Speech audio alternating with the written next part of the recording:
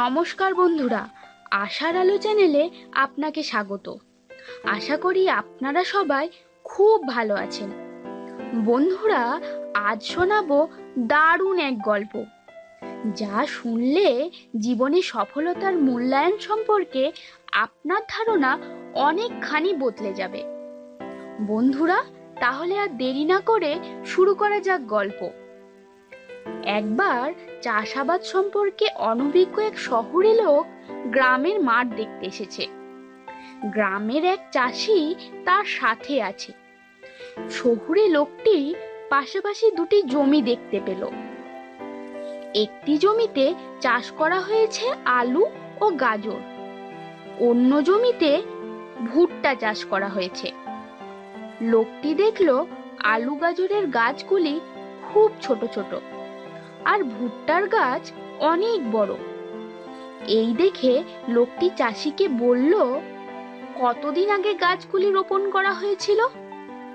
গ্রামের চাষি উত্তর দিল, আলু, গাজর ও ভুট্টার বীজ এক সময়েই বোনা হয়েছিল। চাষির কথা শুনে শহুরে লোক বলল, তাহলে মনে হয় আলু গাজরের জমি ভালো নয়, ভুট্টার জমি বেশি ভালো। চাষি তখন বলল, আপনার ধারণা ভুল।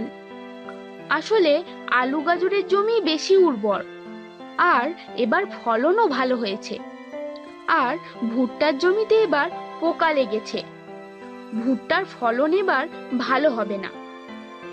চাষি ও শহুরে লোক উভয়ই নিজ নিজ দৃষ্টিভঙ্গি দিয়ে সাফল্যকে পরিমাপ করেছে।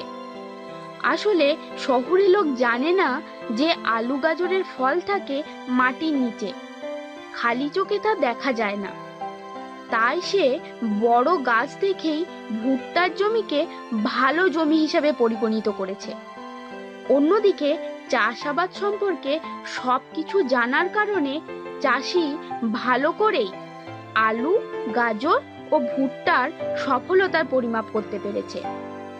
ওই শহুরে লোকের মতোই অজ্ঞানতার কারণে আমরা অনেক সময় জীবনের সাফল্য সম্পর্কে ভুল ধারণা পোষণ করি। কেউ হঠাৎ করে কিছু টাকা পয়সার মালিক হলে তাকে সফল হিসাবে আখ্যায়িত করি, আবার কেউ দুঃখ কষ্টে পতিত হলে তাকে অসফল মানুষ হিসাবে গণ্য করি। কিন্তু দুঃখ কষ্টে পতিত হওয়াও যে সফলতার একটা অংশ, সেটা আমরা ভুলে যাই। মানুষ যখন দুঃখ কষ্টে পতিত হয়, তখন সে যে অভিজ্ঞতা অর্জন করে, সেই অভিজ্ঞতায় তাকে সফলতার নতুন নতুন পথ দেখায়। এই সাফল্যের দেখা পাওয়া ব্যক্তিটি হঠাৎ করে সফলতা পাওয়া ব্যক্তির চেয়ে অনেক বেশি প্রজ্ঞাবান হয়।